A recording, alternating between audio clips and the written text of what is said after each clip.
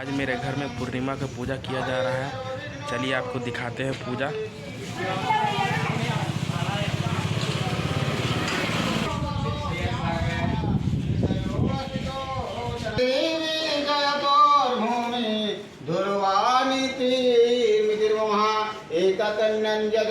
नमामि श्रीमन्गौरी गणेशाभ्यं नमः।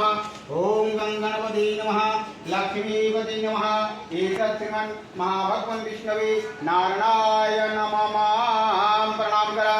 ओम विघ्नेश्वराय वरदाय सुरप्रियाय लंबोदराय सकलाय रक्षेकरमहाजलः इति रक्षासूत्रं समायुक्तः समन्वितेनोऽहं रक्षाभ्यां नमः। एतत् रक्षासूत्रभ्यां कुर्वन्तवः पावनमः। एतत् तुलसीदलं समर्पयामि। नमो विष्णवे चरणारविन्दे नमस्ते बिहारी देवी आरती गाऊं। दासियना तोके नाथ याखो, दासियना तोके नाथ